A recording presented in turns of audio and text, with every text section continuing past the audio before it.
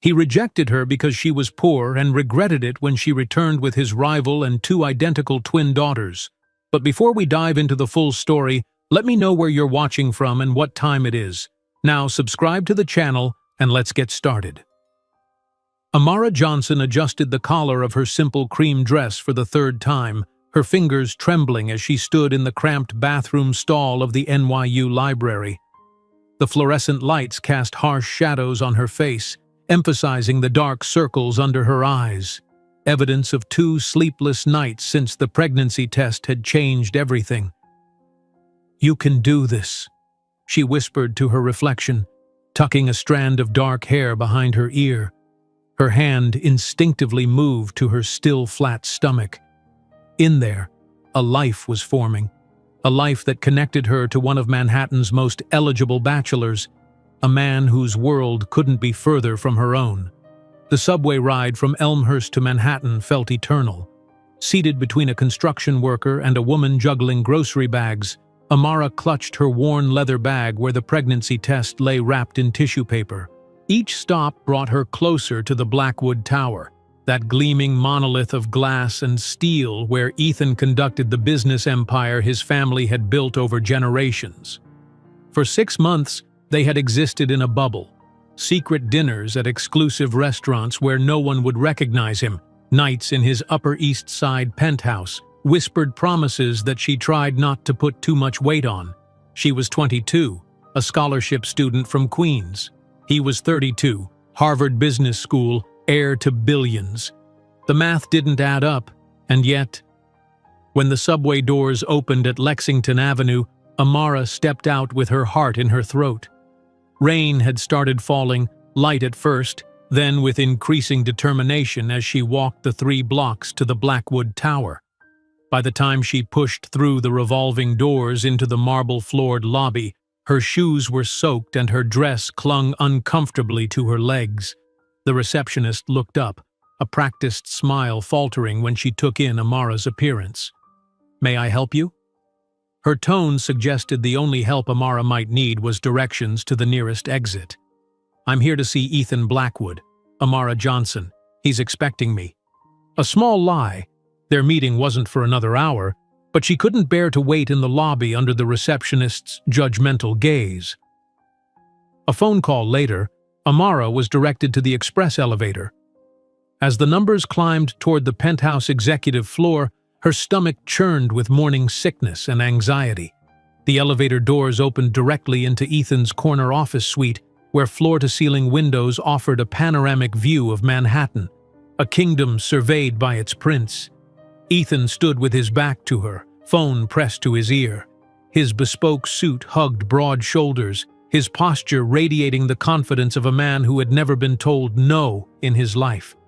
Photos lined the credenza behind his desk, Ethan shaking hands with 2 former presidents, Ethan on a yacht with celebrities, Ethan at charity galas with models and socialites. None with her. Never with her. He turned, his expression warming when he saw her, though his eyes registered surprise at her early arrival. "I'll have to call you back," he said into the phone before hanging up. "Amara, you're early." "I'm sorry," she began, then stopped herself. She hadn't come here to apologize. "I needed to see you." Ethan crossed the room, leaning in to kiss her cheek rather than her lips, a subtle distinction she had learned to recognize. In public spaces, even his private office, intimacy was measured carefully. "You're soaked," he noted, keeping a careful distance from her damp clothes. "Should I have Clarissa bring you something to change into?" Amara shook her head. The weight of the pregnancy test in her bag felt like an anchor. "Ethan, I need to tell you something." Something in her tone made him pause. He studied her face, his charming smile fading at the edges. "What is it? You look serious." Her fingers trembled as she reached into her bag, extracting the wrapped test. Carefully, she unfolded the tissue paper, revealing the plastic stick with its unmistakable double pink lines. "I'm pregnant," she said, her voice barely above a whisper. For a moment, the only sound in the vast office was the rain lashing against the windows. Ethan's face transformed, the warm expression freezing into something unrecognizable, something cold and alien. He stared at the test as though it were a venomous snake. "Pregnant," he repeated, the word flat and lifeless. He turned away, walking to the window, creating distance between them. Amara remained rooted to the spot, the test still in her outstretched hand. "I know it's unexpected. I'm still processing it myself, but I thought—" "You thought what, exactly?" His voice had changed, taking on an edge she'd never heard before. He turned to face her, adjusting his Patek Philippe watch, a nervous habit she'd noticed during tense business calls. "A pregnancy? You really think this has any place in my world?" The words struck her like physical blows. Amara lowered her hand. The test now clutched against her chest. Ethan walked to his private bar, pouring himself a generous measure of amber liquid. He didn't offer her anything. "Look around you, Amara." He gestured broadly at his office. "This apartment costs more than everything you'll ever know in your life. My family has connections with 3 governors. What do you have to offer besides a pregnant belly?" Tears pricked at Amara's eyes, but she blinked them away. She wouldn't give him the satisfaction. "I thought you might want to know. I thought we might—" "We?" Ethan laughed, the sound devoid of humor. "There was never a we, Amara, not really. You were fun, but temporary. A girl from Queens with no refinement, no connections. That would be a burden on my career." He took a long sip of his drink, his eyes cold over the rim of the crystal glass. "My advice? Resolve this or raise it alone. You simply aren't enough." The word enough hung in the air between them, poisonous and final. Ethan walked to his desk, opening his Montblanc leather portfolio. He extracted a checkbook, scribbled something, and tore out the check. Walking back to her, he extended it, his expression businesslike. "To cover expenses. Whatever you decide to do is your problem." Amara stared at the check, the amount substantial enough to make her head swim. In that moment, something crystallized within her, a hardening of resolve, a burning clarity. With steady hands, she took the check and tore it into pieces, letting them flutter to the Persian rug between them like confetti. "I don't need your money," she said, her voice stronger than she felt. "And my child won't need your name." She turned to leave, dignity the only possession she had left to claim. "Amara!" Ethan called after her, annoyance evident in his tone. "Don't be dramatic. This is the sensible solution." She didn't turn back, her hand already on the door handle. "Goodbye, Ethan." The elevator descent felt like falling through space. When she emerged into the lobby, the receptionist's eyes followed her, perhaps noting the lack of an umbrella, perhaps sensing the devastation written across her features. Rain pummeled her as she descended the steps of Blackwood Tower, each drop mingling with the tears she could no longer hold back. She wrapped her arms around herself, one hand protectively covering her stomach. The gesture felt instinctive, primal, a shield between her unborn child and a world that had already rejected it. The subway back to Queens was packed with evening commuters. Pressed against strangers, Amara let her tears fall freely, invisible among so many raindrops. No one looked at her. No one saw her heart breaking. Her apartment, shared with 2 roommates, felt suffocating when she finally arrived home. Molly and Jen were out, small mercies, leaving Amara alone to sink onto her thin mattress, still in her damp clothes. Tomorrow she would face reality. The double shift at the diner on the corner, the night classes she struggled to stay awake through, the calculations of how she would possibly support a child. Tonight, she allowed herself to mourn the fantasy she'd been foolish enough to believe in. As darkness fell, Amara placed her hand on her stomach again, feeling a resolve harden within her alongside the new life. "We don't need him," she whispered. "We're going to be extraordinary without him." Hours later, exhaustion finally overcame her. As she drifted into restless sleep, one thought crystallized in her mind. She would show Ethan Blackwood exactly what he had thrown away. Amara's tears had dried by the time she awoke, a determination taking hold of her being. Little did Ethan Blackwood know that he had just created his future most formidable competitor, a woman who would one day make his empire look insignificant. The official notification from NYU arrived on a Tuesday morning, the university letterhead stark against the thin envelope. Amara's hands trembled as she unfolded the single page. The words blurred through her tears. Failure to maintain required attendance and academic standing. Suspension of scholarship benefits effective immediately. She placed one hand on her growing belly, now visible at 4 months. "Don't worry," she whispered. "We'll figure this out." The apartment door slammed open as Jen stormed in, waving an overdue rent notice. "Amara, it's the 3rd time this month. I can't cover for you again." Molly appeared behind her, arms crossed. "We talked it over. You need to find somewhere else by the end of the week." "Please," Amara said, her voice barely audible. "I just need a little more time." "You said that last month," Jen interrupted. "I'm sorry about your situation, but we have our own bills to pay." That night, Amara sat cross-legged on her bed, calculator in hand, staring at numbers that refused to add up. Her waitressing shifts barely covered food, let alone rent for a new place. The pregnancy was making her slower, clumsier. Yesterday she'd spilled coffee on a customer, resulting in half the usual tip. "One problem at a time," she told herself, echoing her mother's words from years ago before cancer had taken her. The community clinic waiting room was crowded the following morning. Amara shifted uncomfortably on the plastic chair, surrounded by other women with varying stages of rounded bellies, some with toddlers climbing restlessly over their laps.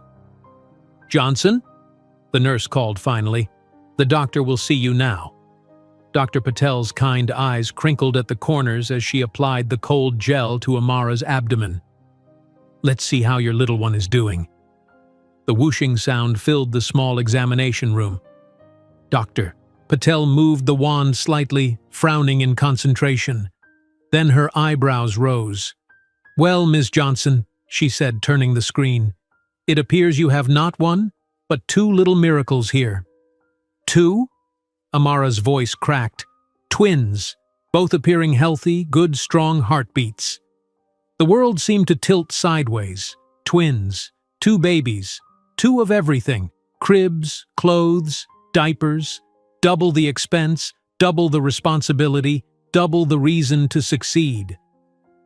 Outside the clinic, Amara leaned against the brick wall, dialing the number she'd avoided for months.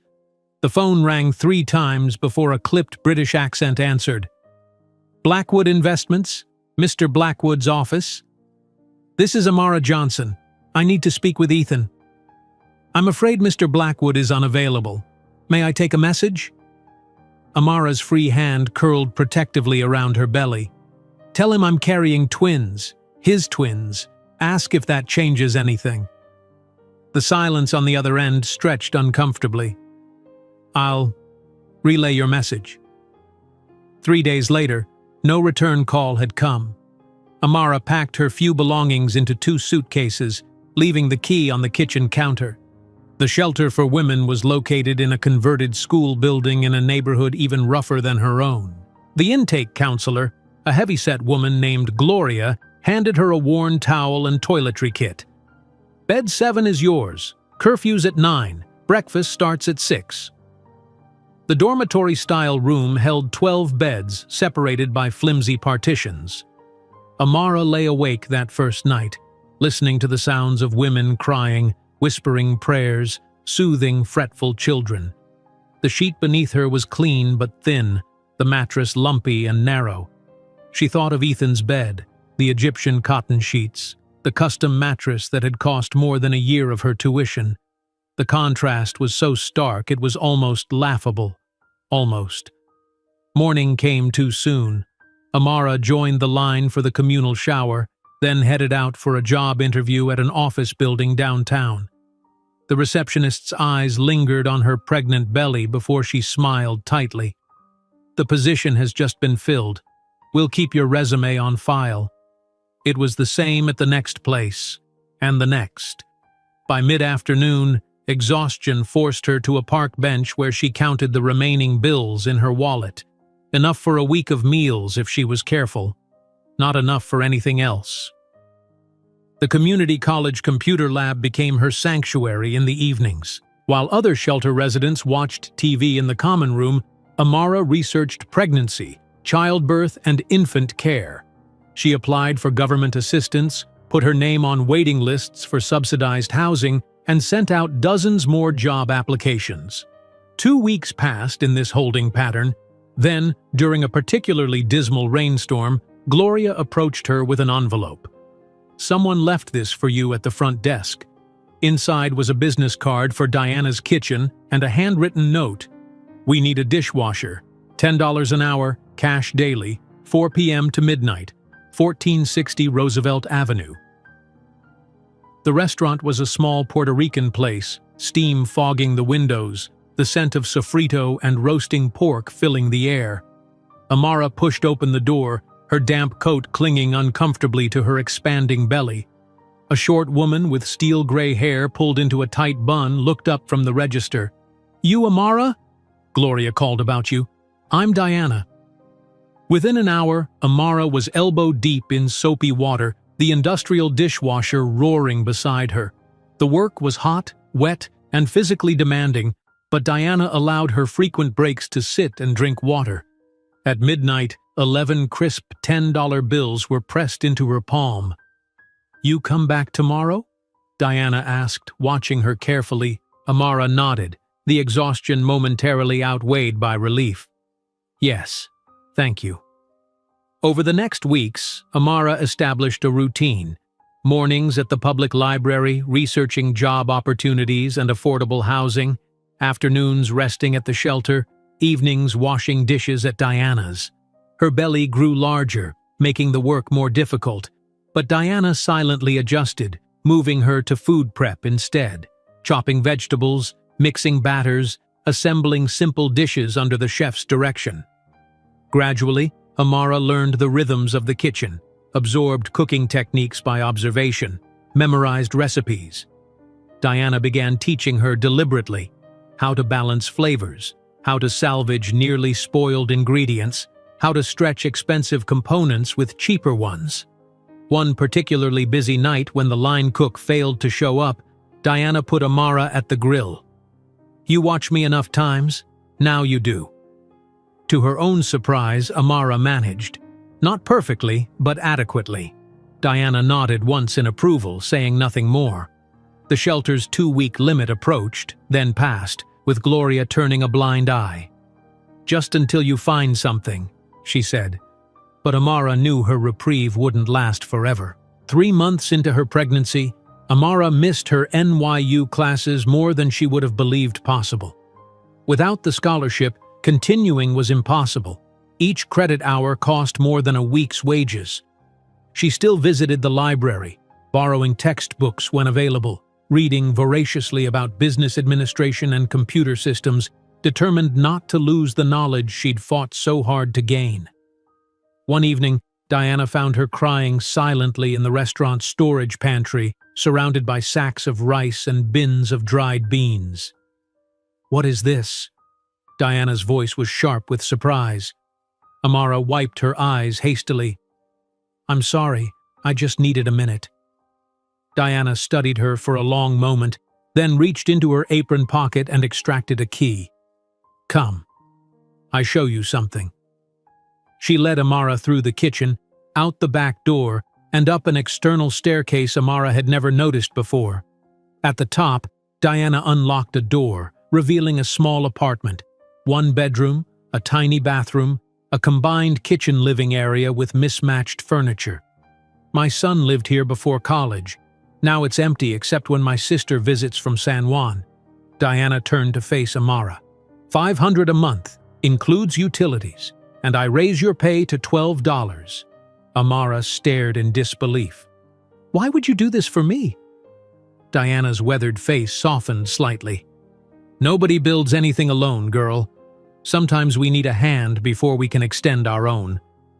She pressed the key into Amara's palm. You can move in tomorrow." The night before the twins were due, Amara sat by the apartment window, watching Manhattan's lights twinkling across the river. The city that had once seemed so welcoming now represented rejection and cruelty. Yet somewhere in that glittering landscape were opportunities, possibilities she would fight to access for her daughters. She ran her hand over her enormously swollen belly, feeling the twins shift beneath her touch. "He said we weren't enough," she whispered to them. "One day, we'll be more than he ever dreamed, and when that day comes, he'll know exactly what he threw away." While watching the distant lights of Manhattan glimmer from her window, Amara couldn't possibly foresee that in 10 years' time, her face would grace the covers of financial publications, not as someone's powerful spouse, but as the woman who revolutionized the cybersecurity industry. Twin cries pierced the dawn-lit delivery room, a sound Amara had imagined for months but was still unprepared for how it would crack her heart open. They were small, 5 pounds each, born 3 weeks early, but perfect. Zoe arrived first, her tiny fists already clenched as if ready to fight the world. Zara followed 7 minutes later, her entrance quieter but no less determined. "They're beautiful," whispered the nurse, placing the swaddled bundles in Amara's trembling arms. Exhausted from 26 hours of labor, Amara could only nod, tears streaming down her face. In that moment, looking at their identical heart-shaped faces and wispy dark hair, she felt a love so fierce it terrified her. These 2 lives depended entirely on her, a 22-year-old college dropout with no family, no savings, and a part-time job in a restaurant kitchen. Diana arrived an hour later, carrying a small teddy bear in each hand. Her usually stern expression softened as she approached the hospital bed. "So, they are here," she said, her accent thicker with emotion. "Las Gemelas, the twins." Amara smiled wearily. "Meet Zoe and Zara Johnson." Diana nodded approvingly. "Strong names for strong girls." She hesitated, then asked the question Amara had been dreading. "The father?" "There is no father," Amara replied firmly, the words already practiced. "Just us." The first weeks passed in a blur of sleepless nights, endless feedings, and crushing anxiety. The tiny apartment above Diana's kitchen became a fortress of baby supplies, second-hand cribs wedged against the wall, a changing table fashioned from an old dresser, stacks of diapers from the community outreach program. Amara established an impossible routine: wake at 5 to feed the twins, study programming tutorials while they napped, work in the restaurant from 4 to midnight with the babies nearby in a makeshift playpen, then collapse for a few hours before the cycle began again. Diana became an unexpected ally, rocking a fussy Zara while Amara bathed Zoe, slipping extra food upstairs when the pantry ran low, adjusting the work schedule when doctor appointments loomed. "My mother helped me when my son was born," Diana explained simply. "Now I help you." 3 months after the births, Amara received an email from Professor Martinez, her former computer science teacher at NYU. She'd reached out to him in desperation, asking if there were any remote learning options for students who couldn't attend classes. "The university has a new pilot program for distance learning," he wrote. "It's not officially open yet, but I've recommended you for early admission. You'll need to maintain a 3.8 GPA to keep the partial scholarship." That night, after the twins were finally asleep, Amara wept with gratitude at her tiny kitchen table, surrounded by programming books borrowed from the library. The path forward was narrow and treacherous, but it existed. By the time the twins turned 6 months old, Amara had established a precarious balance. She attended virtual classes while the babies napped, completed assignments in the pre-dawn hours, and worked at Diana's with increasing responsibility as her culinary skills improved. The exhaustion was bone-deep and constant, but each small achievement felt like a victory against Ethan's dismissal. "You're not enough," his voice echoed in her darkest moments. "Watch me," she whispered to the sleeping twins. "Watch what not enough can do." When Zoe and Zara reached their first birthday, celebrated with a small cake Diana made specially, Amara had completed 2 semesters with perfect grades. Professor Martinez began sending her additional materials, challenging assignments beyond the standard curriculum. "You have an intuitive understanding of systems vulnerabilities," he noted during one of their video check-ins.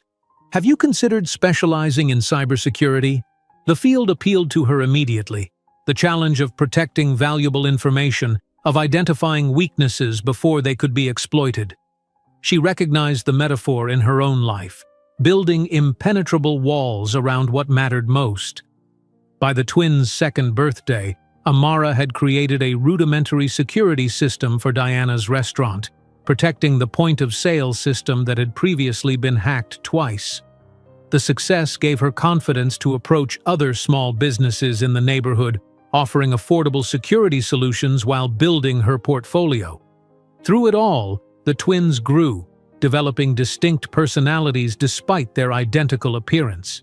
Zoe was analytical, methodically stacking blocks by color before she could walk. Zara was more expressive, humming melodies before she could form words. Both had Ethan's striking green eyes, a daily reminder Amara couldn't escape.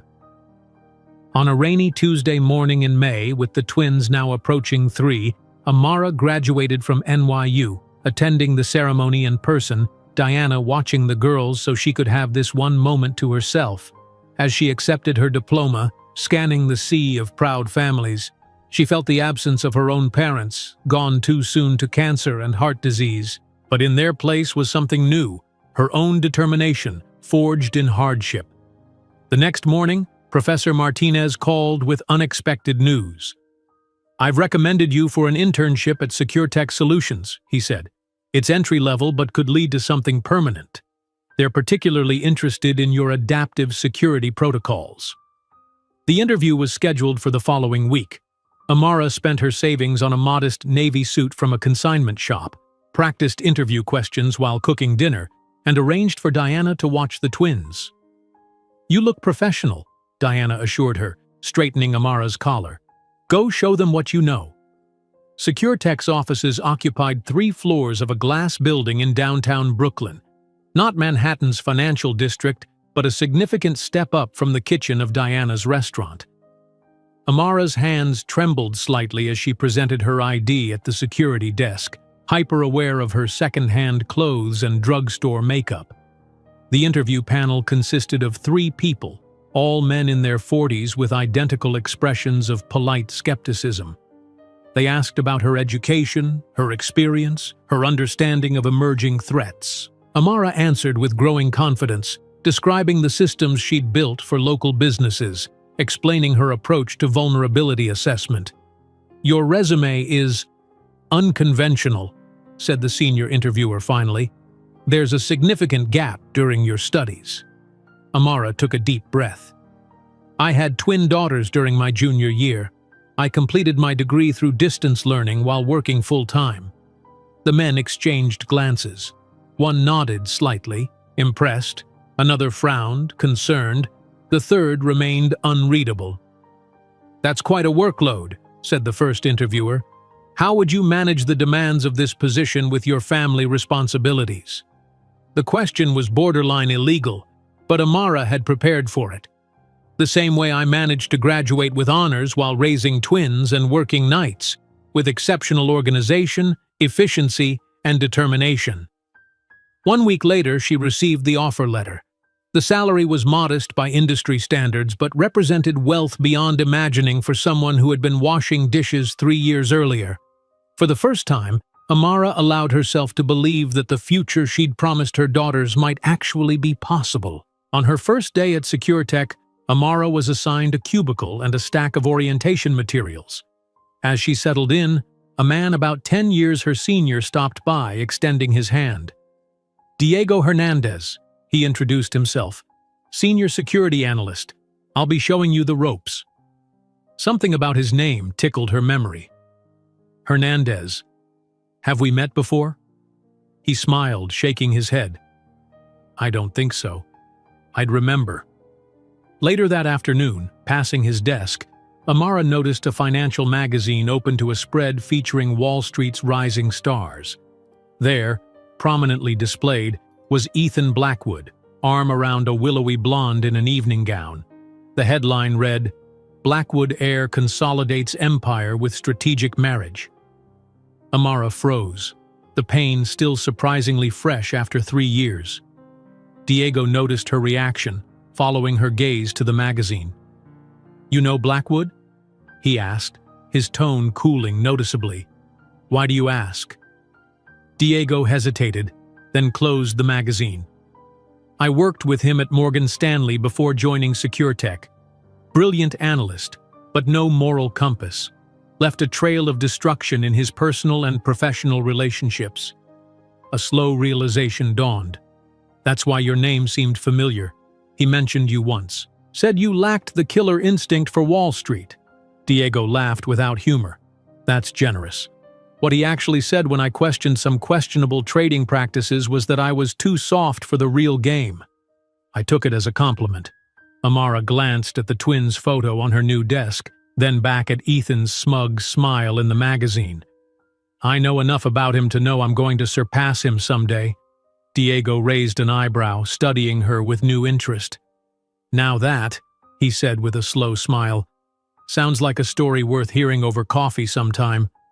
While tucking the magazine away, Amara couldn't have predicted that in a decade, she would be the one featured on financial publication covers, not as someone's powerful spouse, but as the woman who revolutionized the cybersecurity industry. The coffee invitation from Diego turned into weekly lunches, then regular weekend outings with the twins.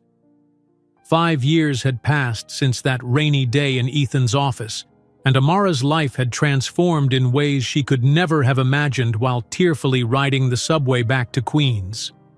Now 27, Amara stood at the front of the SecureTech conference room, laser pointer in hand, confidently directing her team through a systems analysis.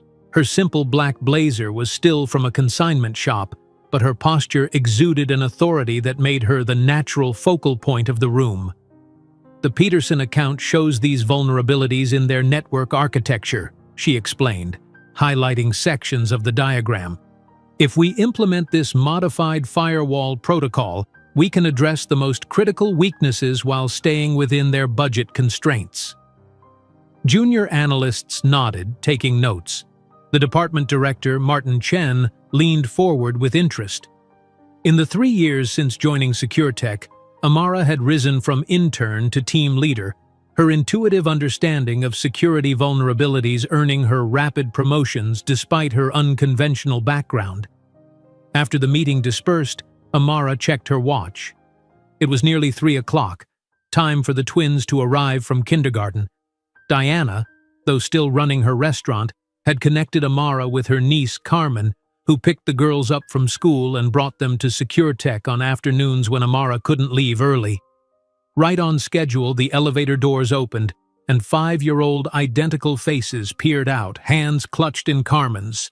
Despite their mirrored features, heart-shaped faces, dark curls, and those unmistakable green eyes that still sent a pang through Amara's heart, their personalities had diverged dramatically. "Mom, I got a gold star in math today," announced Zoe, racing toward Amara's cubicle with her backpack bouncing. "Ms. Winters said my counting is the best in class." Zara followed more sedately, a colorful drawing clutched in her small hand.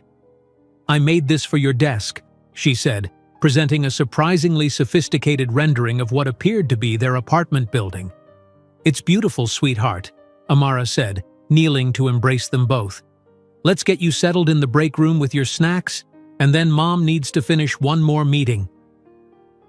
As the twins arranged their homework at the corner table, Zoe already insisting on using a calculator while Zara hummed softly over her coloring book, Diego appeared with juice boxes. "The math prodigy and the artist hard at work, I see," he said, giving each girl a playful tap on the nose. Over the past 3 years, Diego had become an unexpected constant in their lives. What began as professional mentorship evolved into friendship, and eventually something deeper. He attended their kindergarten graduation, taught Zoe basic coding on weekend afternoons, and patiently sat through Zara's impromptu living room performances. The twins adored him, and Amara found herself increasingly relying on his steady presence. Later that evening, after tucking the twins into bed in their modest but comfortable two-bedroom apartment in Astoria, Amara joined Diego at the kitchen table. Spread before them were laptops and takeout containers, their regular Wednesday night routine of working on independent projects together. "I found something interesting today," Diego said, turning his screen toward her. "There's a systemic vulnerability in the standard encryption protocol used by most financial institutions. It's subtle. Most people would miss it, but potentially catastrophic." Amara leaned closer, scanning the code with growing excitement. "This is remarkable.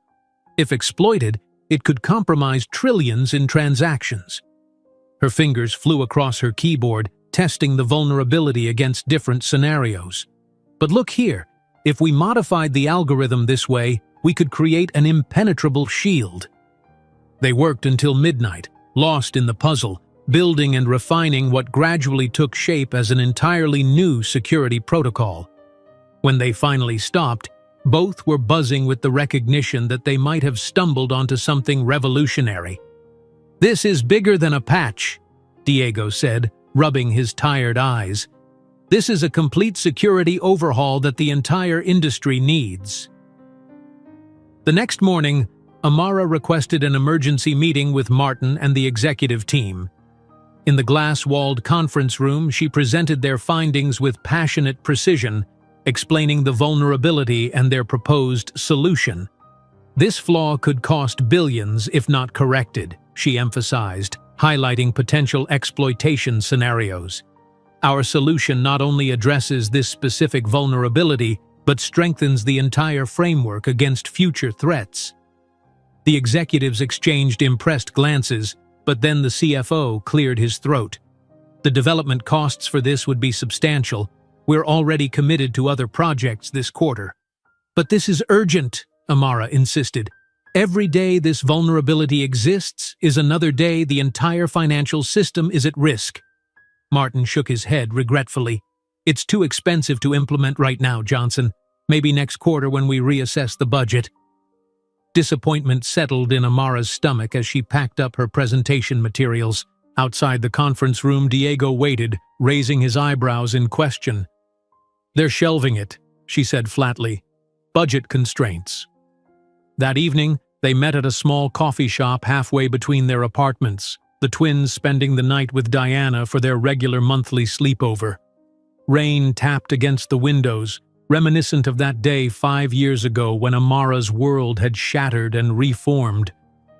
"I can't stop thinking about the vulnerability," Amara said, stirring her coffee absently. "It keeps me up at night knowing it's out there, unaddressed."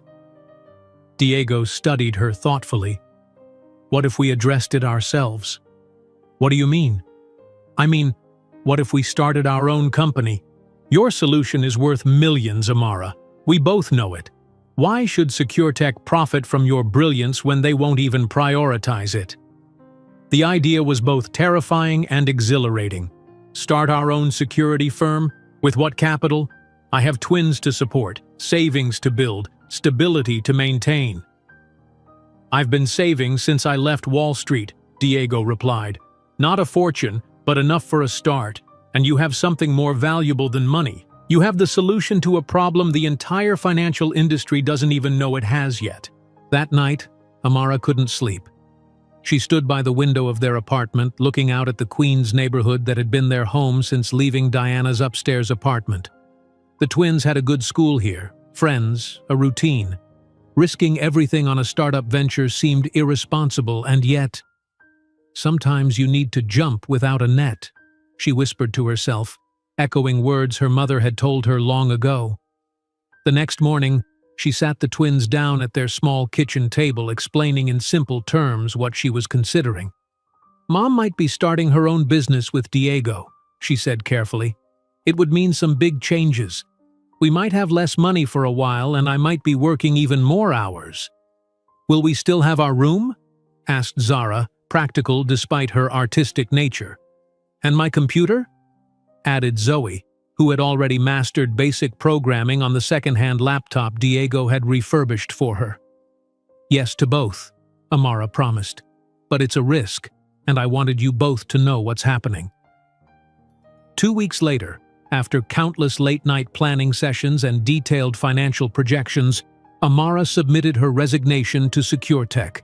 Diego followed suit the next day. Diana, now a surrogate grandmother to the twins, arrived at their apartment with a small envelope.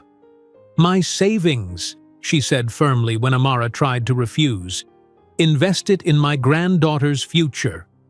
With their combined resources, Diana's savings, Diego's Wall Street nest egg, and a small loan against Amara's modest retirement account, they secured a tiny office space in Brooklyn with chipped paint, second-hand furniture, and a whiteboard that became the canvas for their ambitious vision.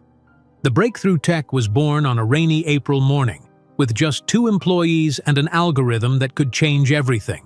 While the twins slept on an improvised sofa bed in the office corner, Amara worked through the night, refining the code that would form the backbone of their security system.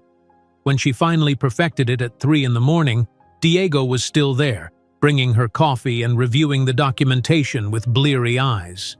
Their first client demonstration came a month later, a mid-sized credit union whose IT director was a former colleague of Diego's. The executives arrived with skeptical expressions that gradually transformed into astonishment as Amara demonstrated how their system could detect and neutralize threats that existing security measures wouldn't even recognize. The contract they signed the following week was modest by industry standards, but represented the first stepping stone on a path Amara had been constructing since that day in Ethan's office.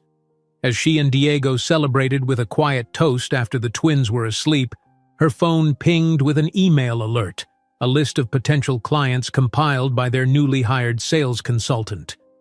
Scrolling through the names, Amara froze at one particular entry: Blackwood Financial Services, a subsidiary of Blackwood Investments. "Something wrong?" Diego asked, noticing her expression. Amara stared at the name, memories flooding back. The torn check, the rain-soaked subway ride, the words that had both broken and forged her. "You simply aren't enough." "No," she said finally, a slow smile spreading across her face. "Nothing's wrong. In fact, I think we should prioritize this particular prospect." She turned the screen toward Diego, pointing to the Blackwood name. "I'm going to show him exactly what not being enough is capable of creating." While signing the contract to present their system to the Blackwood subsidiary, Amara didn't imagine she was taking the first step on a path that would, in just a few years, transform the small startup into a direct competitor of the empire that once rejected her. The contract with Blackwood Financial Services became the first domino in a carefully arranged sequence that would transform Amara's life over the next 3 years. Their presentation to the subsidiary's security team had been flawless, not because Amara wanted to impress Ethan's company, but because excellence had become her standard. The subsidiary's CTO had been so impressed that he'd recommended breakthrough tech to 2 other financial institutions within the month. By the first anniversary of their company's founding, Amara and Diego had expanded from their tiny Brooklyn office to a proper suite in a mid-tier building in Lower Manhattan. Their team had grown from 2 to 15, developers, security analysts, and a small but effective sales force. The twins, now 6 years old, had their own dedicated space in the office with educational games and comfortable beanbag chairs for after-school hours. "Mom, look what I made!" Zoe's excited voice rang through the office one Thursday afternoon as she burst through the door, Carmen following behind with an indulgent smile. The kindergartner thrust a paper printout toward Amara, who was just finishing a client call. "Just a moment, sweetheart," Amara mouthed, wrapping up the conversation professionally before turning her full attention to her daughter. "Now, what have you created?" "It's a calculator program. Ms. Wilson helped me in computer lab," Zoe explained, pointing to the simple code she'd written. Even at 6, her natural affinity for logic and mathematics was unmistakable. Zara entered more sedately, carrying a violin case almost as big as she was. "I got chosen for the school concert," she announced, her quiet pride evident in her slight smile. "Mrs. Abernathy said I have exceptional pitch awareness, whatever that means." Amara embraced them both, still amazed at how these two beings, so identical physically, so different in their talents, could have emerged from her darkest moment. "I'm proud of both of you. We'll celebrate with ice cream after I finish this last meeting." As the twins settled into their corner with Carmen supervising homework, Diego appeared at Amara's office door, excitement barely contained behind his professional demeanor. "First National Bank just signed," he said, closing the door behind him. "And not just for the security patch. They want the full system implementation across all their branches." Amara's eyes widened. First National was the largest client they'd pursued yet, a contract that would require them to double their staff but would also establish Breakthrough Tech as a serious player in financial cybersecurity. "This changes everything," she said softly, the implications unfolding in her mind like dominoes. "We'll need more developers, a larger office space, new equipment, and a new place to live," Diego added with a smile. "Boston's tech environment is more favorable for growing startups, and First National's headquarters is there. They want us close during implementation." The move to Boston 3 months later was both exhilarating and terrifying. Amara found a charming 3-bedroom house in a neighborhood with excellent schools. The twins, now approaching 7, adapted with the resilience of childhood. Zoe immediately joining a math enrichment program, Zara finding a prestigious youth orchestra that welcomed her budding talent.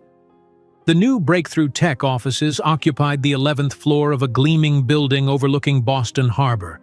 With 30 employees now, Amara had been forced to delegate responsibilities she'd previously handled personally.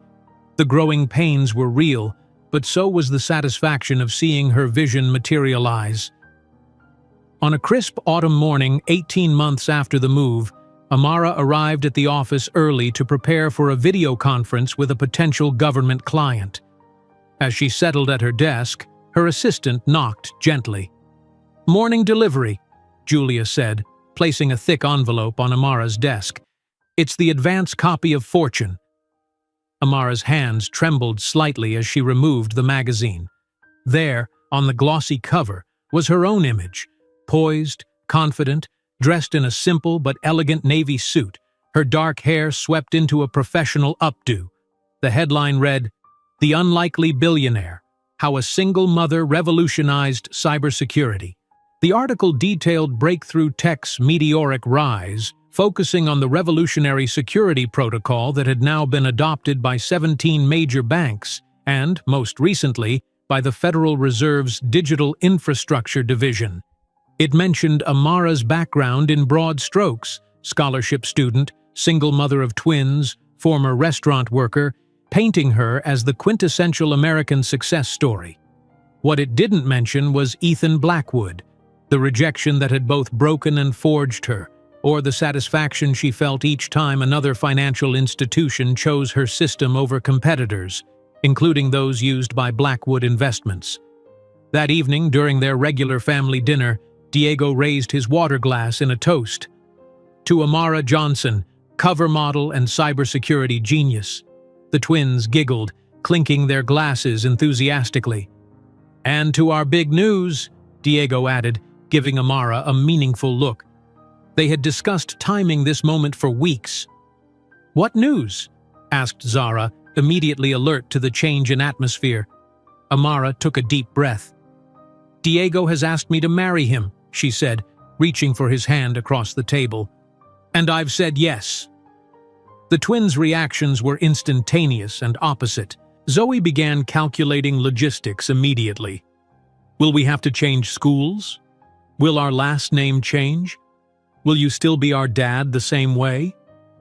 Zara, eyes filling with tears of happiness, simply launched herself into Diego's arms. "I knew it. I told Zoe you would ask someday." Later that night, after the twins were asleep, Amara and Diego sat on their back porch, watching stars appear over the Boston skyline. The engagement ring on her finger was elegant but understated. Diego had understood that flashy displays of wealth would never resonate with Amara after all she'd been through. "Are you happy?" he asked, his arm around her shoulders. Amara considered the question carefully. "Happy feels too simple for what this is," she said finally. "I'm grateful, proud, determined to keep building." The Breakthrough Tech's expansion continued at a breathtaking pace. By the time the twins turned 8, the company occupied 3 floors of the Boston building and had opened satellite offices in San Francisco and London. Their security system, now in its 3rd generation, protected governmental databases and critical infrastructure as well as financial institutions. The morning after a particularly successful presentation to European investors, Amara was reviewing quarterly projections when an email notification appeared on her screen. It was an automated news alert she'd set up years ago, any major development regarding Blackwood Investments. Blackwood Investments loses Federal Reserve contract to competitor with enhanced security measures. The article detailed how the Federal Reserve had opted not to renew its decades-long relationship with Blackwood's financial services division, instead choosing a more innovative security provider. Though not named directly, Amara knew the provider was Breakthrough Tech. Diego entered her office carrying coffee in her favorite mug. He noticed her staring at the screen. "Blackwood lost the Fed," she said simply, turning the monitor so he could see. Diego studied her face carefully. "Does that make you happy?" Amara closed the article, turning instead to the photograph of her daughters on her desk, their school portraits showing 2 confident young girls with matching smiles but distinctly different personalities. "It's not about happiness," she said finally. "It's about justice." In her spacious office overlooking Boston Harbor, Amara couldn't know that in just 2 years, when Breakthrough Tech became a billion-dollar company, her path would cross with Ethan's again in a confrontation neither of them could have predicted. As Amara watched the notification about Blackwood's decline fade from her screen, a notification popped up on her calendar. The Forbes digital issue featuring her on the cover was being released today. 2 years had passed since that first Fortune magazine cover, and now, at 32, Amara Johnson had become a fixture in business publications. The newest headline proclaimed, "The Unlikely Billionaire: How a Single Mother Revolutionized Cybersecurity." The valuation of Breakthrough Tech had reached $1.2 billion following their latest funding round. Their revolutionary security protocol now protected banking systems across 3 continents, with government contracts forming an increasingly substantial portion of their portfolio. Amara closed her laptop and gazed out her office window at Boston Harbor. Ships moved silently across the water, reminding her of how far she'd sailed from that rainy day in Ethan's office. The memory still stung, but differently now, like pressing on an old scar rather than an open wound. The intercom buzzed. "Ms. Johnson, your daughter's school is calling." Amara frowned. The twins rarely had issues at their prestigious private academy. "Put it through." "Ms. Johnson, this is Principal Winters. There's been an incident with Zara. She's not hurt, but we'd appreciate if you could come in." 30 minutes later, Amara entered the principal's office to find Zara sitting stiffly in a chair, eyes red-rimmed but defiant. Zoe sat beside her, an unusual anger tightening her normally analytical expression. "What happened?" Amara asked, sitting between her daughters. Principal Winters sighed. During family history presentations, Tyler Brookstone suggested that children from broken homes were at a disadvantage. He specifically mentioned Zara and Zoe as examples. "I told him we don't have a broken home," Zara said, voice trembling. "But he said everyone knows real families have a mom and dad who are married and asked where our real father was." Amara felt the familiar ache bloom in her chest. The twins were 10 now, curious and perceptive. They'd accepted Diego as their father figure without question. But lately, their inquiries about their biological origins had become more frequent. That evening after dinner, with Diego quietly supporting her from across the living room, Amara sat with the twins on their oversized sectional sofa. "You've been asking about your biological father," she began carefully. "I think you're old enough now to understand a little more." Zoe, methodical as always, had already prepared questions on her tablet. "Is he alive? Does he know about us? What's his name?" Amara glanced at Diego, who nodded encouragingly. "His name isn't important right now, but yes, he's alive, and yes, he knew about you from the beginning." "Why didn't he want us?" Zara asked, the question Amara had dreaded most. Amara chose her words carefully. "Your biological father wasn't ready to be a parent. When I told him I was pregnant, he made it clear that a family wasn't part of his plan." "Was it because you weren't married?" Zoe pressed. "It was more complicated than that," Amara explained. "He came from a wealthy family with certain expectations. I didn't fit into his world." "Because we were poor?" Zara's perception cut straight to the heart. Amara nodded. Money and social status were very important to him. He offered financial support, but not his presence or his name. What she didn't say, how he'd called her not enough, how he'd offered a check as if buying his way out of fatherhood, how he'd looked at her pregnancy as an inconvenience to be eliminated rather than a miracle to be cherished. Diego moved to sit beside them. "Family isn't just DNA," he said gently.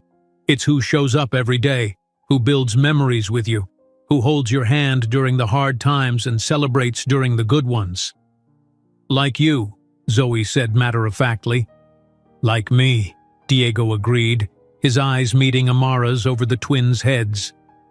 Later that night, after the girls were asleep, Amara pulled out a small box from the back of her closet. Inside was a newspaper clipping from 7 years ago, Ethan at some charity gala, looking distinguished in a tuxedo, a champagne flute raised in his manicured hand. She had kept it not out of lingering affection, but as a reminder of what she was building against.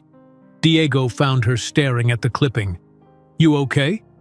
"They deserved more than the sanitized version," she said. "But I couldn't bear for them to carry the weight of his rejection." "You protected them," Diego assured her. "And when they're older, if they want the full story, you'll find the right words." The next morning brought a different kind of challenge. In the Breakthrough Tech conference room, executives from Tech Giant, one of the world's largest technology corporations, presented their acquisition offer. $3.5 billion, said Catherine Wong, Tech Giant's chief strategy officer. "Full integration of your security systems into our global platform, with guaranteed positions for your entire executive team." Amara maintained her poker face, though her heart raced. The amount was staggering, enough to ensure financial security for generations. The twins could have everything money could buy, and she would never again feel the gnawing fear of poverty that still occasionally haunted her dreams. "We'd need time to consider," she replied evenly. "This isn't just about numbers." Later, alone in her office, Amara stared at the framed photo of the twins on her desk. 10-year-old Zoe had just won her first regional mathematics competition. Zara had performed a solo at Symphony Hall with the youth orchestra. They were thriving, extraordinary girls who showed no outward signs of missing what Ethan had denied them. Her phone buzzed with a news alert, another habit she'd never broken, monitoring Ethan's public life through news feeds. Blackwood faces second divorce battle.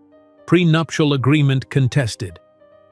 Attached was a photo of Ethan, now 42, looking distinctly less polished than in his earlier press appearances. The article detailed his contentious divorce from his second wife, a former model who claimed his emotional unavailability and workaholic tendencies had destroyed their marriage. A second alert followed. Blackwood investment practices under scrutiny following whistleblower complaint.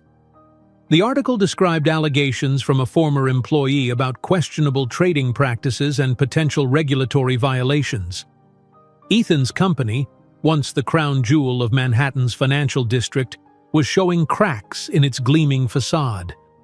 Amara closed the alerts just as Diana arrived for their weekly dinner. Though now in her 70s with health more fragile than she'd admit, Diana remained a bedrock in their lives, having relocated to Boston when Breakthrough Tech moved. Over dinner, Amara shared the acquisition offer, explaining the numbers and opportunities in simplified terms. $3.5 billion, Diana repeated, shaking her head in wonder. From washing dishes in my kitchen to this. Your parents would be proud. I'm not sure what to do, Amara confessed. The money would secure everything for the girls. Diana studied her with the same penetrating gaze that had assessed Amara years ago in the restaurant storage room. Money buys comfort, but not purpose. What do you want to leave your daughters besides bank accounts? The question lingered as Amara visited Breakthrough Tech's new headquarters under construction the following day. The building would be their first owned property, 14 floors of state-of-the-art facilities where the next generation of security systems would be developed. As she walked through the unfinished spaces, she imagined the twins visiting as teenagers, perhaps interning during college summers, possibly leading departments one day if technology captured their interest. That evening, she called an emergency board meeting.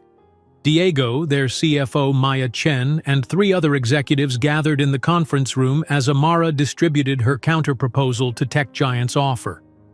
We're not selling, she announced, standing at the head of the table. We're building something that will outlast us all. She outlined her vision: expanded research divisions, a foundation to support women in technology, educational partnerships with universities, not just a company, but a legacy. Tech Giant is offering billions, Maya reminded her. That's hard to walk away from. We're not walking away from money, Amara replied. We're walking toward purpose, toward a future we control. The vote was unanimous.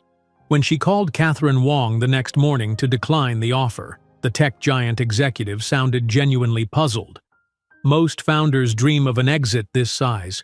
What are you holding out for? Amara gazed at the construction site of their new headquarters visible from her office window. Something that can't be bought, she replied. Something I'm still building. When she declined the billions offered, trusting her long-term vision, Amara didn't know her decision would put Breakthrough Tech on a direct collision course with Blackwood Investments, and that the next chapter of her story would unfold in the halls of power that once excluded her. 3 years after declining Tech Giant's acquisition offer, Amara stood at the floor-to-ceiling windows of Breakthrough Tech's headquarters, watching dawn break over Boston Harbor. The new building, 14 stories of gleaming glass and sustainable architecture, now housed over 400 employees across multiple specialized divisions. The company valuation had surpassed $4 billion, making Amara's decision to reject the $3.5 billion buyout seem prescient rather than reckless. Her reflection in the glass showed a woman transformed. At 37, she carried herself with the quiet confidence that came from building something substantial from nothing.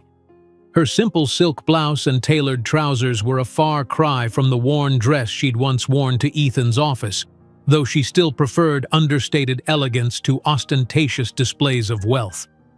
The intercom on her desk buzzed. Ms. Johnson, Tokyo is ready for the video conference. Amara turned from the window, straightening her shoulders as she sat behind her desk. With a tap on her tablet, the wall screen illuminated, revealing 5 Japanese executives seated around a polished conference table. Ohayo gozaimasu, she greeted them, bowing slightly. Thank you for accommodating our time difference. For the next hour, Amara guided the conversation with practiced ease, discussing the implementation of Breakthrough's newest security protocol across Japan's banking network. When the final agreements were confirmed and the screen went dark, her assistant entered with a stack of mail. These require your signature, Julia said, placing folders on the desk, and these arrived for the twins. Amara's breath caught as she recognized the Phillips Academy crest on the thick envelopes. The prestigious boarding school in Andover had been the twins' top choice. 13-year-old Zoe attracted by their mathematics program, Zara by their renowned arts curriculum. Tucking the envelopes into her bag, Amara glanced at her calendar. The twins would be home from school in 3 hours, and she wanted to be there when they opened these letters that could shape their academic futures. One more thing, Julia added, lingering at the door. The Metropolitan Gala Benefit Committee called. They're inviting you to be the keynote speaker at this year's event. Amara looked up sharply. The one at the Guggenheim in New York? Julia nodded. They're honoring innovators in technology. The theme is Building Tomorrow. They specifically requested you. New York, Manhattan, the epicenter of a world that had once rejected her so completely. When is it? Amara asked, her mind already calculating. 3 weeks from Friday. They'll send the jet if you accept. After Julia left, Amara sat motionless, considering the invitation. The Metropolitan Gala Benefit was among the most prestigious charity events in New York, attended by the city's financial and social elite. The kind of event where Ethan Blackwood would be a natural fixture. The thought of potentially seeing him after all these years sent an unexpected tremor through her hands. 13 years had passed since that rainy day in his office, yet the memory of his cruelty remained vivid. You simply aren't enough. Her phone chimed with a message from Diego. Flight from London landed. Home in an hour. Miss you and the girls. Diego had been overseeing the opening of their European headquarters, another milestone in Breakthrough's global expansion. Their marriage 4 years earlier had formalized what had already been true. They were partners in every sense, building both a business and a family with equal dedication. That evening, after Diego had returned and the family had settled around the dining table, Amara placed the Phillips Academy envelopes before the twins.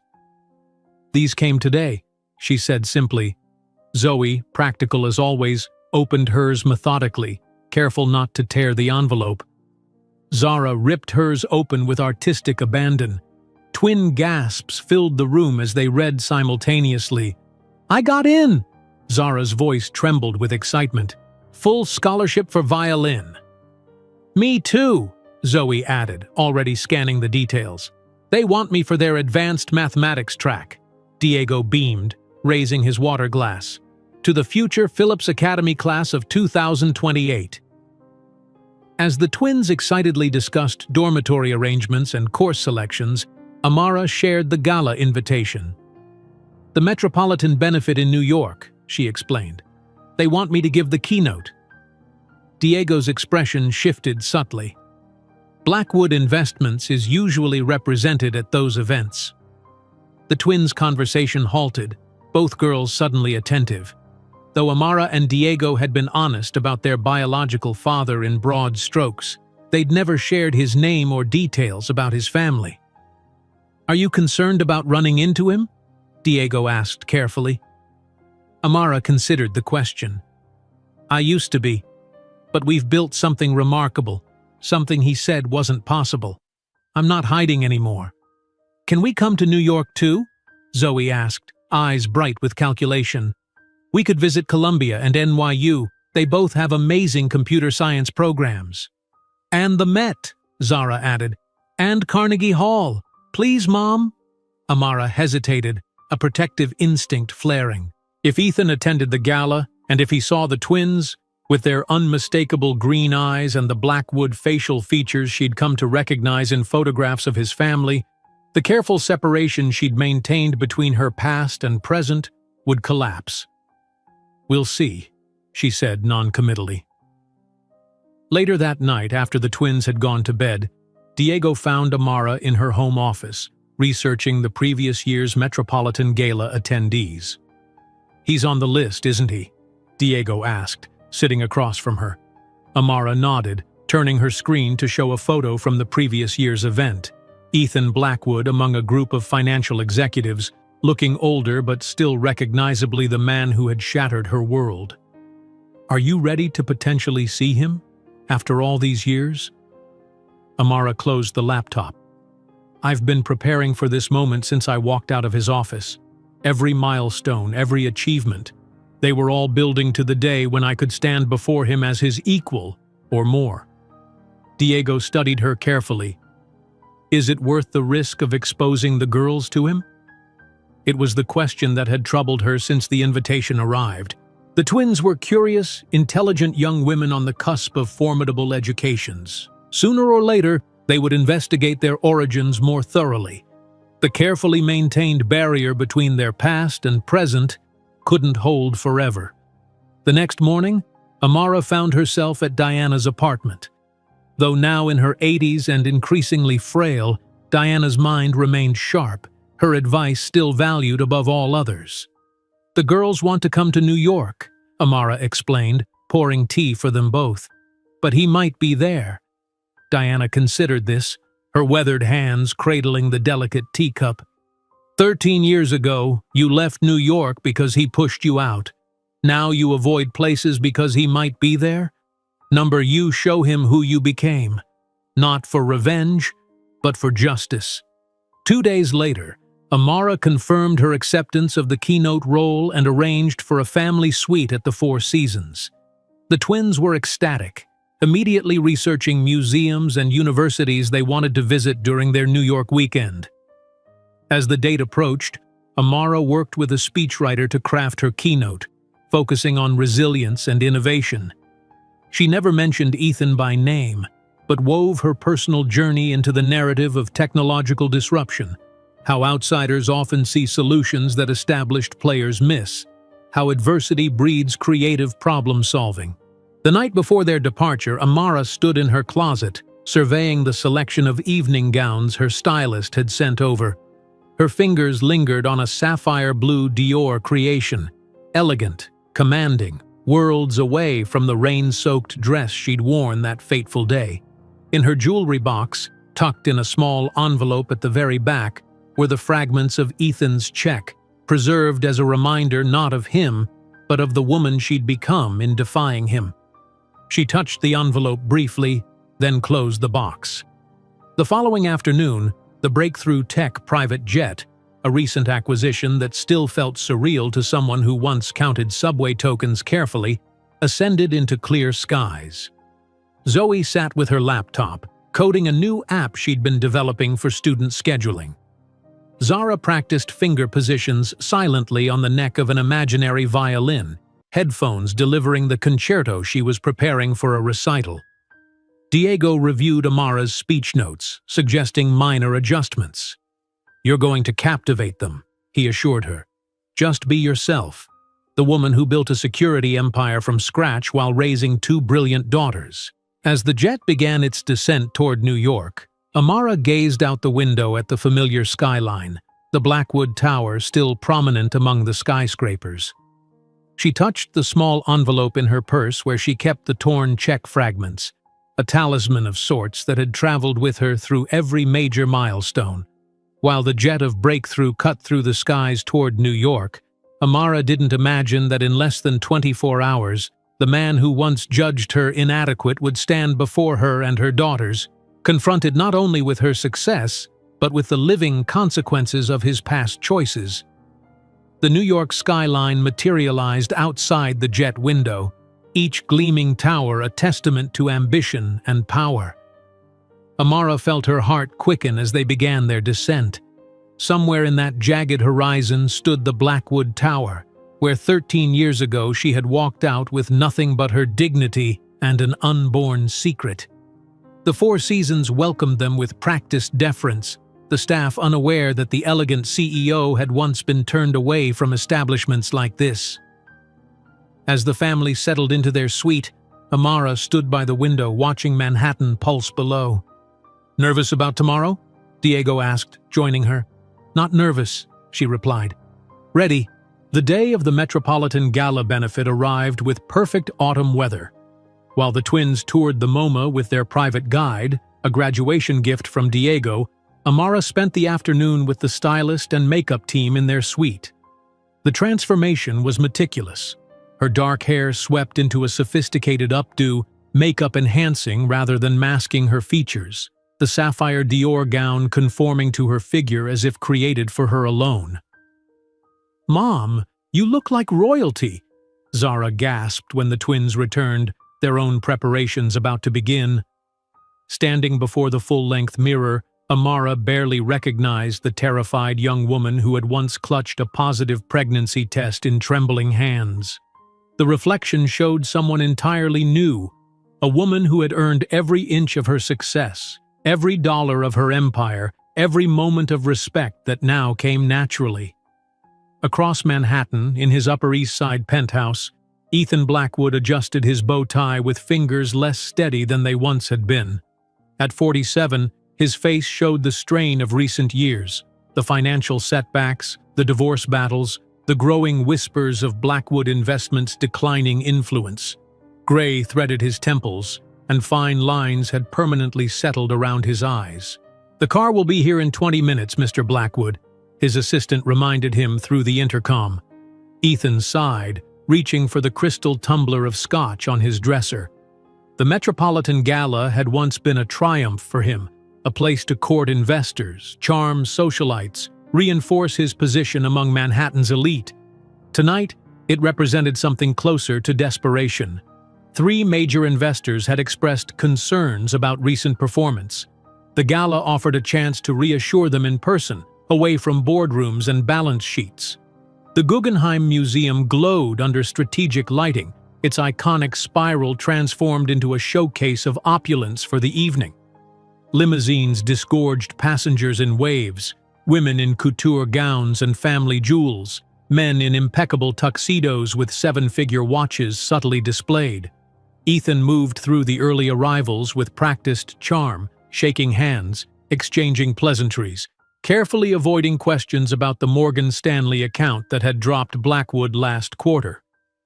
A Swiss banker he'd been pursuing for months greeted him with polite distance. "I've been meaning to call you, Blackwood. We're redirecting our portfolio toward technology, moving away from traditional finance. The world is changing." Ethan maintained his smile with effort. "Blackwood is evolving too. Perhaps we could discuss our new digital initiatives." The banker's eyes slid past him, focusing on something at the entrance. "Excuse me, there's someone I must greet." A ripple of energy moved through the crowd, the particular buzz that accompanies the arrival of genuine importance.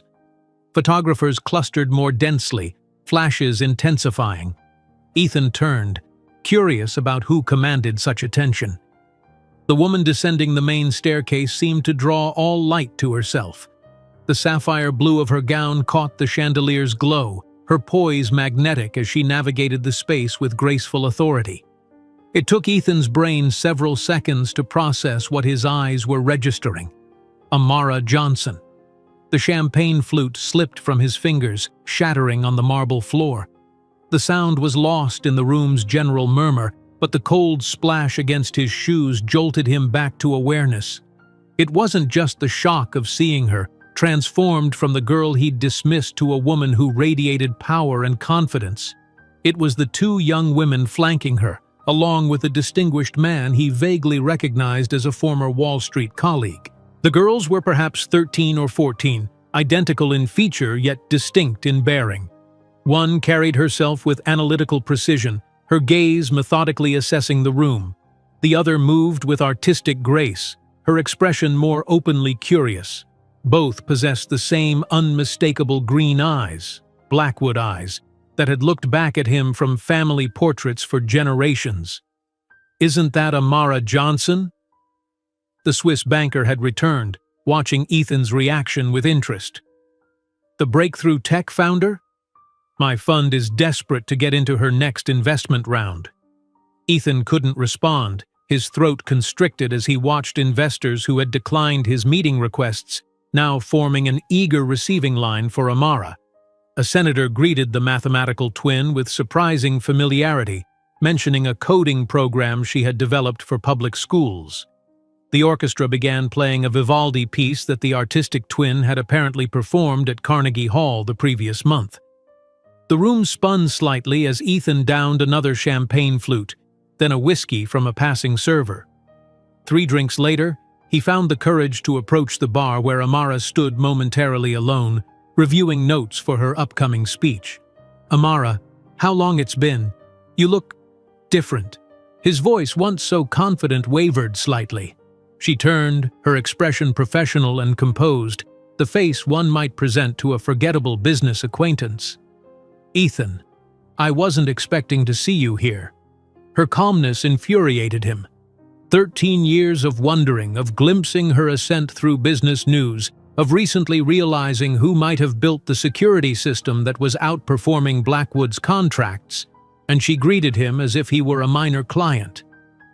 "Those are my daughters?" he asked, lowering his voice, the liquor emboldening him. Amara's expression hardened almost imperceptibly. "Those are my daughters," she corrected, her emphasis deliberate. "Diego is the only father they know." At that moment, the man and the twins approached, the girls carrying small plates from the buffet. The analytical one. Was it Zoe? He had seen the names in articles, immediately sensed the tension, her eyes narrowing as she assessed him. "Mom, is everything okay?" she asked, positioning herself slightly between Amara and Ethan. "Perfectly fine, sweetheart. This is Ethan Blackwood, an old acquaintance." Ethan stared at the girls, seeing his mother's cheekbones, his grandfather's distinctive brow. The evidence was undeniable. These extraordinary young women carried his blood, his legacy. "Your daughters are remarkable," he managed, desperately searching for a foothold in this encounter spiraling beyond his control. "Perhaps we could speak privately. I'm sure we have much to discuss after so long." The announcement cut through the moment. Amara Johnson would now take the stage to receive her Innovation of the Year award and deliver the keynote address. Ethan watched, paralyzed as she excused herself and moved toward the platform, the twins and Diego forming a protective formation around her. Under the spotlight, Amara accepted the Crystal Award with grace, then approached the microphone. The room fell silent, Manhattan's elite collectively holding their breath for the woman who had revolutionized financial security from outside their ranks. 15 years ago, she began, her voice clear and steady. "I was a scholarship student, pregnant, homeless, without money or support. A man told me I wasn't enough for his world." Ethan felt sweat beading on his forehead as she continued, describing precisely the abyss he had created and how she had transformed it into a bridge. She never mentioned his name, but her narrative mapped exactly to their history. The rejection, the struggle, the eventual triumph that had made her company worth more than his family's century-old institution. "When someone tells you that you don't belong," she concluded, "sometimes they're revealing their limitations, not yours." Thunderous applause followed. As Amara descended from the stage, Ethan noticed 3 investors who had expressed interest in Blackwood's new security division now clustered around her, business cards extended. Whispers rippled through the crowd. Someone had made the connection, or perhaps multiple someones. He caught fragments. "Johnson and Blackwood have a past. Those girls look just like him. He rejected the most successful woman in cybersecurity." The final humiliation came when a Financial Times journalist approached him directly, recorder extended. "Mr. Blackwood, can you confirm that you denied paternity of the daughters of the most successful CEO in cybersecurity?" Under the crystal chandeliers of the museum, the power inversion was complete. His empire crumbled in real time while hers continued ascending. When the Master of Ceremonies announced that Amara Johnson would take the stage to receive her award, Ethan didn't imagine that the speech she was about to deliver, in front of cameras and the financial elite, would be the beginning of the public collapse of what remained of the Blackwood empire. The journalist's question hung in the air as cameras flashed, capturing Ethan's expression of stunned disbelief. His face, once handsome and assured, now appeared gaunt under the museum's unforgiving lights, perspiration beading along his hairline. The Financial Times reporter pressed closer, recorder extended expectantly. "No comment," Ethan managed, his voice barely audible as he turned away, searching desperately for an exit route through the elegantly dressed crowd. On the other side of the Guggenheim's Grand Rotunda, Amara ascended the steps to the podium, the Crystal Award catching the light as she placed it carefully on the lectern. The audience settled into an expectant hush, Manhattan's elite leaning forward in their chairs. Every eye in the room focused on her, except for those now watching Ethan's increasingly frantic retreat toward the bar.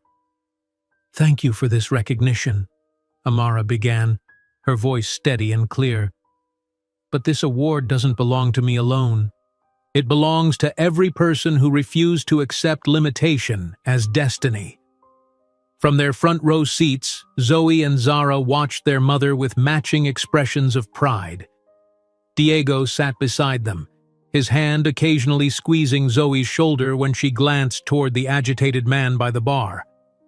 15 years ago, Amara continued, I sat in a shelter for homeless women, pregnant with twins, having lost my scholarship, my housing, and what I thought was my future. A powerful man had looked at me, a scholarship student from Queens, and decided I wasn't worthy of a place in his world. A murmur rippled through the audience. Several heads turned toward Ethan, who now gripped the bar counter, knuckles white as he signaled for another drink.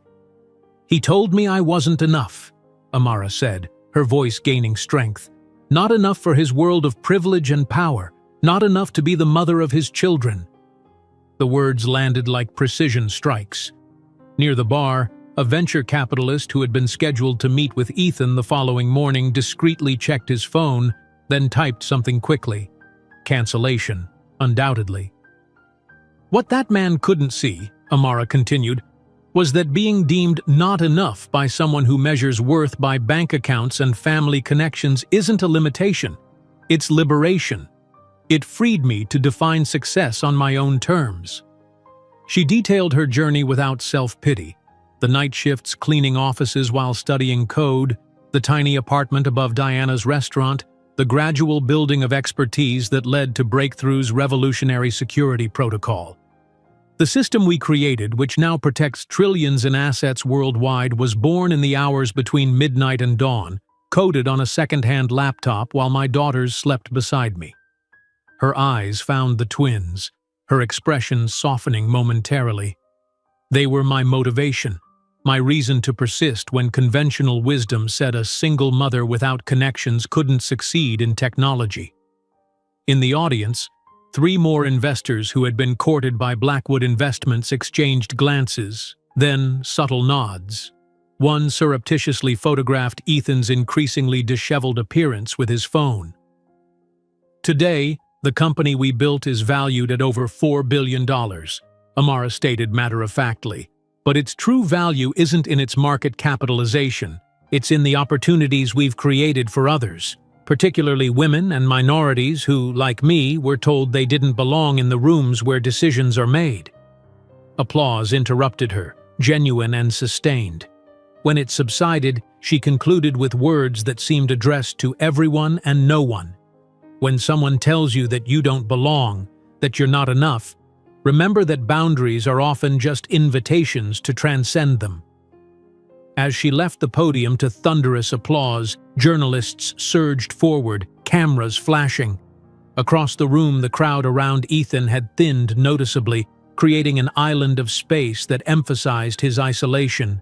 Zoe, ever observant, leaned toward her sister. "That man keeps staring at us," she whispered. "The one who spoke to Mom earlier." Zara nodded, eyes narrowing. "And everyone keeps looking between him and us. Something's happening." Diego placed a protective hand on each girl's shoulder. "Let's find your mother and head back to the hotel. It's getting late." "Who is he, Diego?" Zoe asked, her analytical mind already connecting threads. The way he looked at us was strange. Before Diego could answer, a cluster of reporters approached, surrounding them with microphones and cameras. "Are you Amara Johnson's daughters? The twins she mentioned in her speech? Is it true that Ethan Blackwood is your biological father? How does it feel to meet him for the first time tonight?" Diego stepped between the girls and the press. "No questions, please. They're minors, and this is a private family matter." Across the room, Amara was similarly surrounded, handling the sudden scrutiny with practiced grace. "My daughter's paternity is not a topic for public discussion. What matters is the work we're doing at Breakthrough Tech to secure digital infrastructure worldwide." A reporter persisted, "But Ms. Johnson, isn't it true that Ethan Blackwood rejected you when you were pregnant, only to see you build a company now worth more than his family's century-old business?" Amara's expression remained composed. "My personal history has shaped my professional journey, certainly. Beyond that, I have no comment." Meanwhile, Ethan found himself cornered by a CNBC correspondent. "Mr. Blackwood, sources confirm you had a relationship with Amara Johnson years ago. Did you know her twin daughters were yours? And what do you make of Breakthrough Tech now outperforming Blackwood Investments?" Sweat visibly soaked through Ethan's custom shirt. This is preposterous," he stammered, his polished facade crumbling. "I have no comment on Ms. Johnson's personal claims or her company's temporary success." The word temporary hung in the air, immediately captured by several recording devices. By morning, it would feature prominently in headlines contrasting Breakthrough's meteoric rise with Blackwood's steady decline. Diego managed to navigate through the crowd, reuniting the twins with Amara near the exit. "We should go," he murmured. "This is becoming a circus." In the sanctuary of their limousine, silence settled heavily. Zoe was the first to break it, her logical mind demanding clarity. "That man is our biological father, isn't he?" she asked directly. "Ethan Blackwood. I looked him up on my phone just now. He runs Blackwood Investments."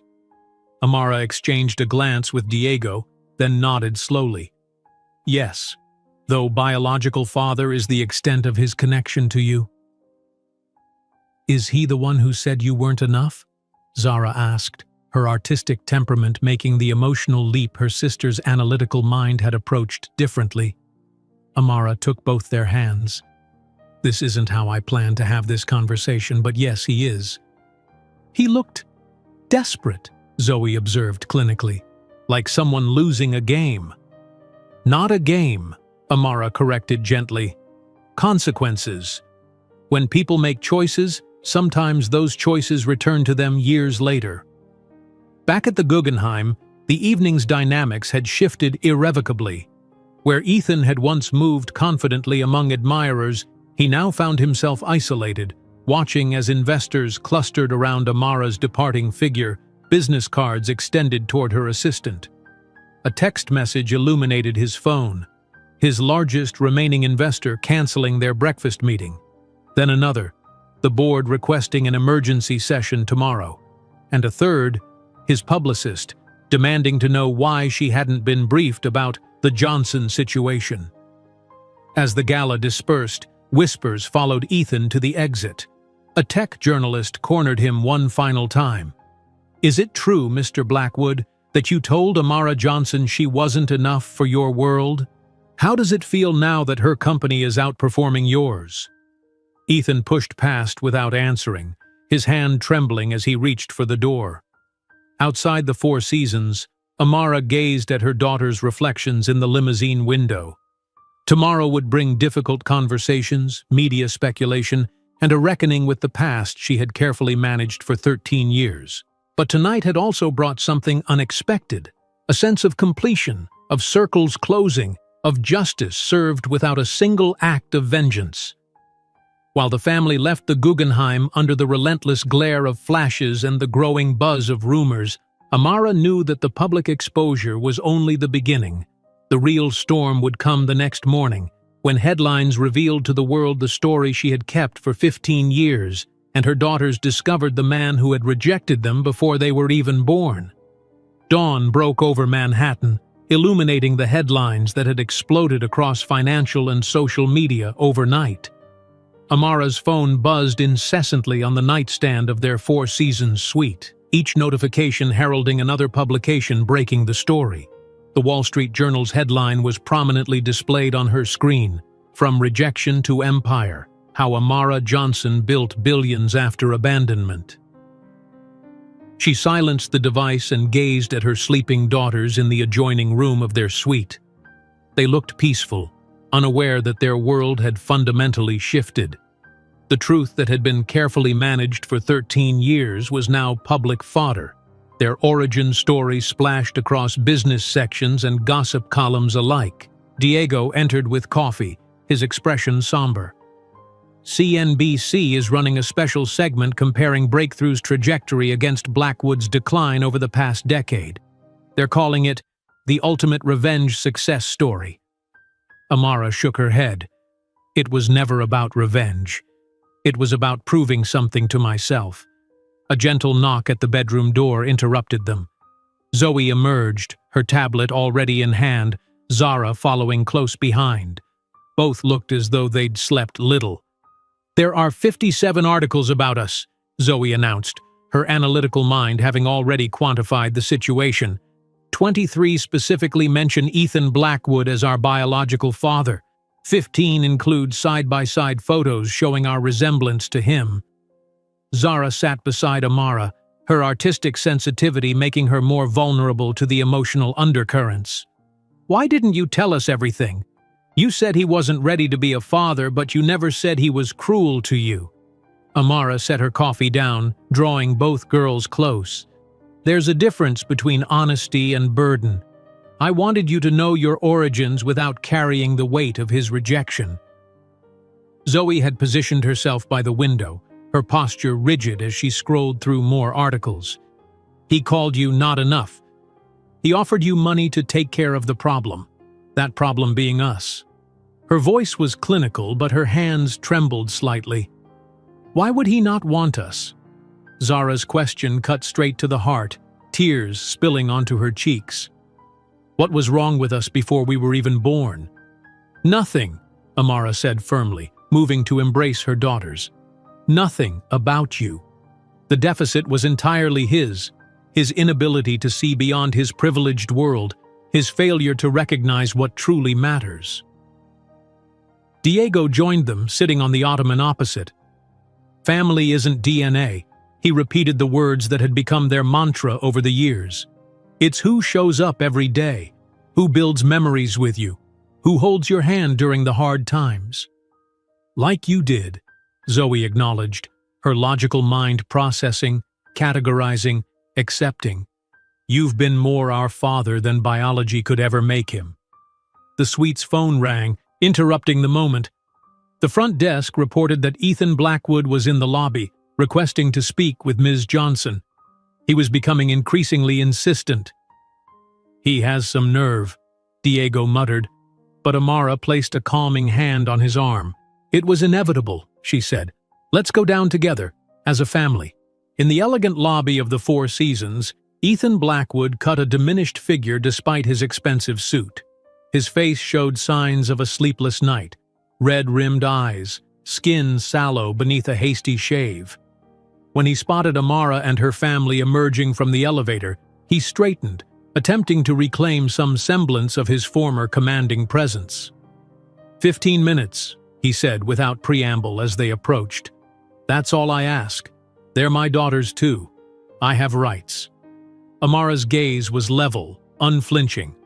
"Rights are for those who accept responsibilities. You chose to have none." Around them, other hotel guests pretended not to notice the confrontation while stealing obvious glances. A business executive at the concierge desk was openly recording with his phone. "I was young, stupid, afraid," Ethan insisted, his voice cracking slightly. "I made the biggest mistake of my life." "I agree," Amara replied calmly. "It was the biggest mistake of your life, but it was also the greatest blessing of mine. Look at us now. I built an empire while you watch yours crumble. Isn't that ironic?" His gaze shifted desperately to the twins, who stood slightly behind their mother, Diego's protective presence at their backs. "Please, I just want to know you. We share blood, a connection." Zoe stepped forward, her analytical mind having calculated exactly how to wound most effectively. "Mr. Blackwood, our company's stock has risen 3% since the beginning of this conversation. I'd prefer not to waste market time on sentimentality." Ethan flinched as if struck. Zara moved beside her sister, studying him with the detached curiosity of a scientist examining a specimen. "I spent years imagining who you might be. The reality is disappointing." Something collapsed in Ethan's expression, the last vestiges of the arrogant man who had once dismissed Amara so cruelly. In that moment, he seemed to truly comprehend what he had thrown away. Not just a woman of extraordinary capability, but the chance to know these remarkable young women who carried his features, but none of his weakness. "I'd like to make amends," he said, his voice barely audible. "Financially, of course, but also—" "We don't need your money," Amara interrupted. "We never did. What we needed was your humanity, and you failed that test 13 years ago." As they turned to leave, a hotel employee approached Amara discreetly. "Ms. Johnson, your jet pilot called. They're ready whenever you wish to depart." Ethan watched the exchange, the reminder of her private aircraft, a luxury he had recently been forced to sell amid Blackwood's financial troubles, twisting his expression further. 6 months after the confrontation at the Four Seasons, Amara sat in her Boston office reviewing quarterly projections. Breakthrough Tech had expanded into 2 additional international markets, and their new quantum encryption protocol had been adopted by 17 governments worldwide. Her assistant entered with the afternoon mail, including a thick envelope bearing the Blackwood Investments logo. Inside was a formal offer. The board of directors was considering selling the Blackwood Tower, the very building where Ethan had once crushed her dreams. Breakthrough Tech was listed as a potential interested buyer. Amara smiled faintly at the irony. Purchasing the Blackwood Tower wouldn't be revenge, it would simply be good business. The building was well located, properly maintained, and available at a favorable price given the company's desperate need for liquid assets. As she contemplated the offer, her assistant informed her that Ethan had tried 3 times that week to schedule a meeting, claiming to have a business proposition. "Tell him I'm busy building something that will last," Amara replied, closing her laptop.